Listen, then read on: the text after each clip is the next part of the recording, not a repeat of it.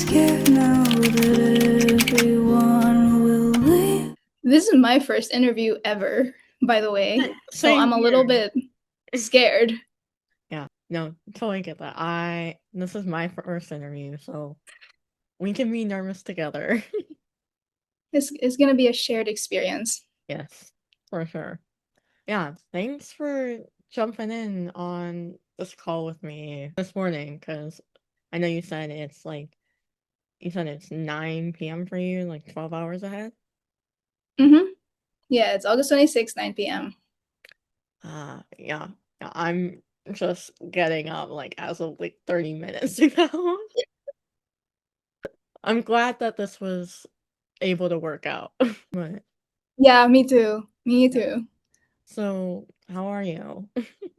Okay, I'm pretty all right. Definitely more chill than I was compared to like my debut single. Yeah, So I'm definitely feeling more chill, which is nice. that's good. Yeah, no, How about you? How are I you doing? I'm doing all How have right. you been? Yeah, I a lot a lot going on, but I we're making it. We're doing it. But yeah, I've loved this like upcoming single Yeah, that you shared with me. I've listened to it a few times. I'm like, I love this. Like, this is real. The definitely hustle is something that I'm like gonna real. be listening to like Real. really often. But here, let me pull up the questions that I wanted to ask you. I'm so excited to jump into this. Yes, me too. I've been like anticipating it, like, well, in a good No. way, all week. Yeah, same. Okay, so I'm super excited for your new release, Haley. As of right now, obviously, because I don't know when I'll have this interview up. It comes out this Friday, so I know you already kind of said like how you're feeling about it, but like how are you feeling right now about this release? I'm feeling really happy, if I'm gonna be honest. For such a sad song, I'm Hmm. feeling really happy about it. Hmm. It's a Um, beautiful song. Thank you. That song is so important to me. It's like such an important part of like my grief that I made tangible. So I'm honestly just happy that like finally I get to put it out. I get to share it with everyone. So yeah, I'm really just happy and I'm not half So as anxious as I beautiful. was last round. Yeah. The first time's always the hardest. Yeah, I can imagine. But yeah, that's amazing. I'm so glad that you're feeling happy with this one. Um, Thank you. this is a I'm question. so glad. I'm Yeah, so this is like a happy too. question that you've probably been asked while writing this, or like you will be asked in the future. But if you feel comfortable answering, who is Haley? Haley is the person that I wrote the song about. Haley is the person behind like the grief that I experienced. That's it. That's really it. Hmm. Nice. Um, okay, so Haley carries such a direct sense of grief and yearning, almost kind of like you're continuing the storyline you started in your debut single, Loved Once. What made you decide to revisit or carry on where your first single left off? Funnily enough, I didn't even think it through. If I'm being completely if I'm being completely honest, I didn't think through that Haley was gonna continue where I left off with Loved Ones. And yeah, this is like confirmation that Haley is a continuation of Loved Ones. I love Um the decision to release Haley after Loved Ones, like the decision was just vibes. It was really just vibes. Like those two songs were written a month apart. I was producing Loved Ones when I was writing Haley, And then Haley was already fully produced before Loved Ones even got out. So it was really just vibes. It was really just like, oh, I want to put out Loved Ones. And then it's like, oh, I want to put out Haley. I actually only realized after I decided to make Haley my second single that it was continuing the story. So yeah, it wasn't intentional, but it all worked out. Yeah, I always love when music like connects itself to like one another, whether it's like an album or a single, and there's like a story connecting it all together. Like I think it's like Me too. really, really cool. Yeah. And I love then when artists do that. I feel like that's like some of the music that I connect to the most because it's also just so fun to get entangled in the lore. So yeah. yeah, for sure. Okay, so moving on. The imagery in the songwriting feels really vivid. Like for me, the way I was thinking about it when I was like visualizing while listening to Haley, I was picturing it like picture yourself standing in an empty field. It's gloomy out, sky feels like really heavy, and suddenly it starts to rain. And like the rain is the thing you've been yearning for so long because it finally allows you to feel and break from the drought of tears that you've been holding back for the person you've lost. And I could just be interpreting that wrong, but that was like what I was feeling. But was there like a specific moment or memory you were visualizing when you were writing Haley? First of all, thank you for like painting such a cinematic picture of Haley. One moment that I kept replaying in my head was actually ongoing as I wrote the song. Yeah, there was like a day where Kenji followed me again on socials after some time. By this point, Haley and I weren't friends. We weren't friends for some time. So, like, I thought that Kenji would have known by now that to stay away or not follow me again, or that I got when I was so like confused and angry, and I felt so just like stuck.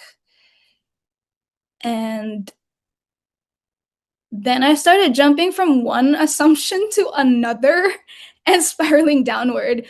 Um, that was when I really started to believe that, like, I really didn't mean that much to this person at all. Because, like the thought in my head was like that no one on their turf even knows that we're done. That was really like my thought process. And I mean, I wrote that Haley is actually like almost a year old. I wrote that not over, a little close to a year ago. Hmm. I feel like in that stage of grief, I was really just like jumping from one assumption to another. I was really, really angry. And as I was writing the song, that was really the one moment that I kept like revisiting and replayed in my head because like it genuinely unfolded as I was writing it. Like I wrote the first verse, I think, or first two lines first. And then I think you can see kind of that. I think you guys can kind of see the story, that story specifically that I just said, play out in the song. Like you know where in the song this starts. Yeah. Yeah. So it's definitely that.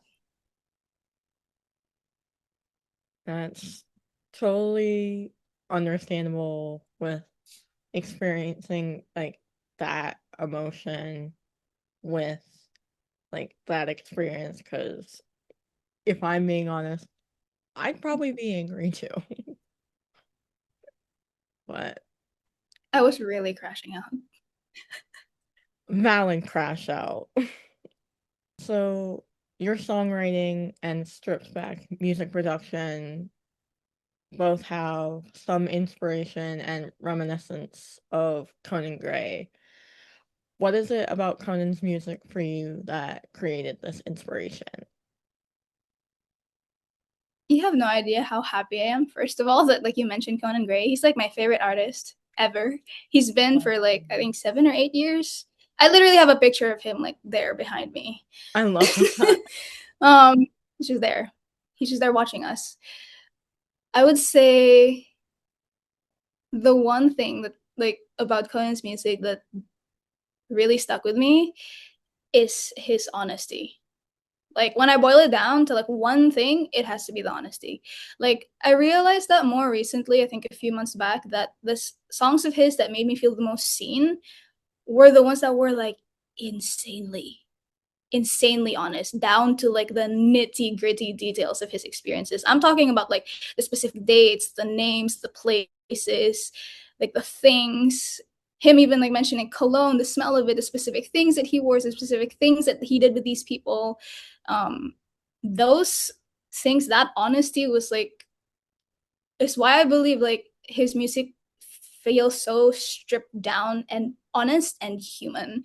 And that's like exactly why I connected to his music. And when I first started songwriting, I was actually like really scared to bring my own honesty into my songs. Because my concern was, oh my god, what if the people that I wrote these songs about know that it's about them? And then in 2024, I watched Conan's like Royal Court video with Brittany Broski, and somehow they talked about songwriting, and there was really a knob that turned in my head when he talked about how honesty is what brings a song to life. If songs are vague, then it kind of takes out the humanity in it. Yeah, So yeah, that's like that was really when I like broke out of that fear of being like honest, and I brought my own honesty into my songs, and then finally I started actually writing songs that I could connect with. So yeah, that's like the main influence I really think Conan has on my music. that's really sweet. I love that. Going off script, what's your favorite Conan song? Oh my god, it's so hard There's so many good. because it changes all the time. Yeah, It changes all the time. Oh goodness, where do I even start? If I could pick one for each thing, that would be easy, but if I were to pick just one, oh my god. even if it's like two or three songs. mm, I have to add affluenza there. I think that affluenza doesn't get enough love. Grow for sure. And oh my god, the final fight. I really am a conehead. Like I really am. Like everyone knows this. I think everyone's kind of annoyed of how much I love Conan. So if I could strip it down to 3 songs, I think it would be that right now. But for all we know, tomorrow that could change. Yeah. I with my favorite artists, my favorite song is always like rotating. But It yeah, can never just be one. I really love Lookalike. Oh my god, that's what I was forgetting as well. Lookalike. It's who allowed him to write that? No, literally. Who allowed? I'm like, who hurt you? Like who hurt you this bad? Yeah, to write such a beautiful piece. But like the most hurtful experiences can have such a beautiful result come of it, like in music. I so agree. Yeah. It's Mm. just that's just Conan's whole discography. My next question is, music can be such a cathartic outlet to relate to and feel whatever is being expressed through music. When fans sit down and listen to Haley for the first time, what do you hope listeners will take away from it?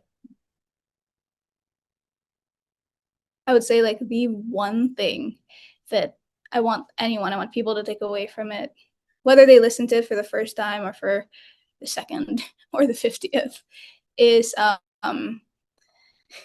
contradicting thoughts and feelings can coexist. Allow it. Don't fight it.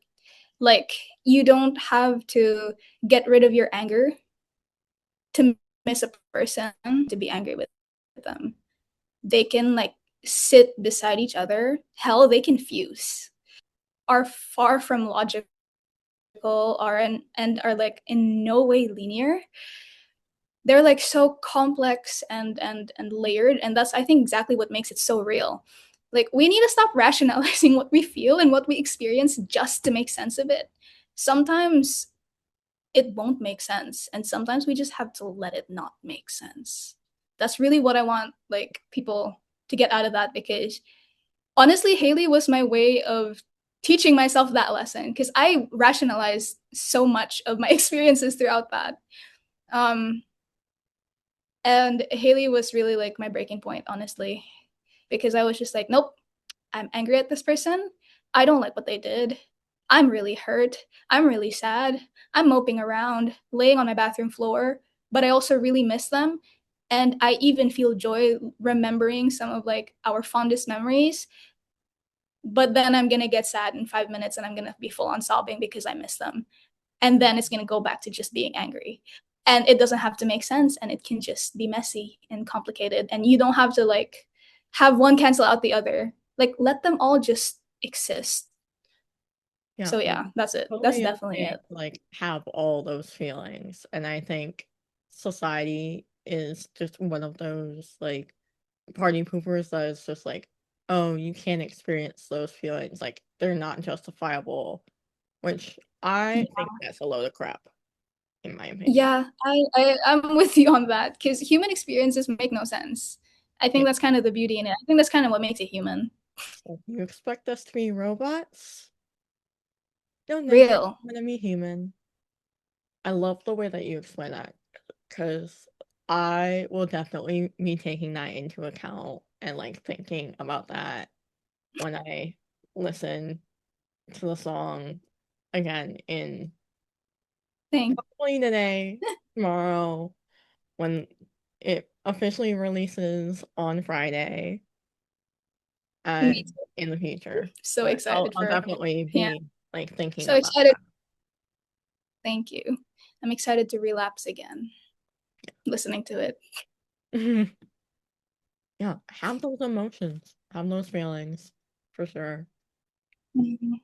And then, so now that Haley is the next single to release this week on your roster, do you plan on carrying out the storyline in future music, or will you be branching out to like a new territory? Like, do you have any new projects or new music coming soon? There's only one way to find out, so stay Mm. tuned. Okay, look, I definitely won't continue this storyline forever. There's no way I'm doing that Yeah. forever. Yeah. So like, take this as like some confirmation, that like I'm definitely gonna tread on new territory, but who knows what I have in store. I You really just like keeping people on gotta their end at toes. some point. So new projects and music, yes. Coming soon, no.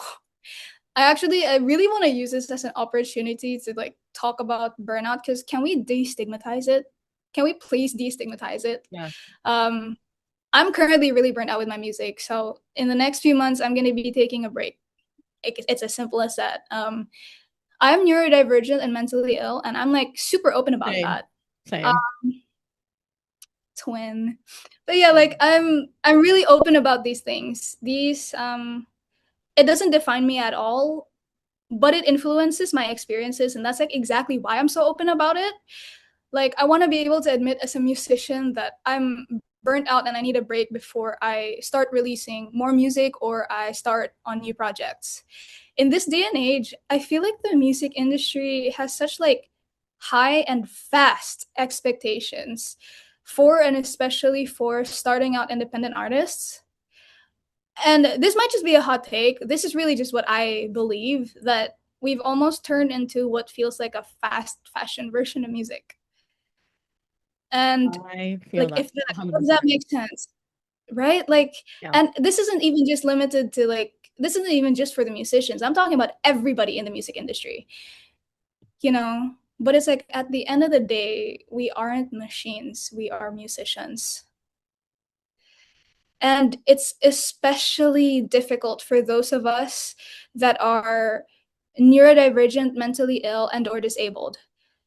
To stay afloat as musicians while staying afloat as humans. Like it's so important for us to preserve art, for us to preserve music. And like I genuinely believe there's no better way to do that than to preserve artists. So exactly. support your local artists. You know, show them some Yeah, love, stream their stuff, and advocate for human rights. Because in the end, we're all just tiny people living in one giant rock floating in space. yes. We're all Yeah. living for So the first time. yeah, exactly, and that can be really difficult. I am really excited to share like new music and new projects and all of that jazz. I definitely have stuff in store. That's some confirmation. I'm not gonna say Mhm. anything else, but Yeah. yeah, I'm gonna be on a little Keep hiatus it for on probably like the rest of the year. down low. Yeah. So, yeah, I'm just gonna keep it on the down low. Maybe just stick to doing a few covers if I'm bored, but I will definitely be back on my toes when I feel rested and okay because I don't want to continue burning out. Yeah, no, for sure. Back on what you were saying about like artists should be putting out like, oh, it was the fast fashion like of Yeah, music. that one. There you go. Yes. That's my hot take. I Yeah. hope I don't No, get canceled for I this. I only completely said agree. My personal take is that like artists should put out what they want to put out and like yes. rather than just putting out music just to put it out there, which is I basically fast fashion, just putting it there not because people want it, but because you just want yeah, something. that. And I feel like that also like goes it's also like the same story in the way that artists push out their art. This isn't even just limited to music anymore. Like I'm talking about like just the Everything. whole arts community, everybody. You know, it's like for me personally with my experiences when it comes to that, wow, we've really gone on a tangent here, but my experiences going on with that, it's like I do not like putting my phone in front of my face and lip syncing to my song and putting that 15 clip out, even if it might help me gain more reach. I like telling stories. I like being able to like tell the story behind like my song and even the short form or long form content that I put out as means to push out my music or marketing for a lack of better term. But because as independent artists, we are doing everything. We are a whole team of 10 people condensed into one. Um, it can be almost taxing to find the energy and the time to sit down and put out your art, push it out the way that you want to, in a way where you can connect with it. You can connect with what you're pushing out, and you can hopefully find other people who can connect with what you're pushing out because you're balancing out like so many things. So there's that. And there's like so many of like I think it's become a trend these days, like the 5 things you should do to do this, or 5 things you shouldn't do to do this. And I'm just like, please stop telling me what to do. I'm crashing out here. No, me, I'm like, I hate being told what to do. I'm like, leave me alone. Let me do what I want. Yeah. And I really seen just like the artists that I who's like music specifically because I love music. I've always loved music. The artists whose music I connect to with the most are the ones that really like I can see that they're enjoying putting out what they're putting out, including the way they market it. Mhm. Like, I'm taking Conan again. Here we go again with him. With Wishbone and how his like little trilogy, and we kind of see just the relationship of Will and Bran play out throughout the album, and it's just so like that's what gets people reeled in a story. It's always about stories because I feel like at the end of the day, that's what so much of like humanity is just storytelling, telling stories. That's how we live, that's how we interact, that's how we are, that kind of thing. Yeah, for sure. But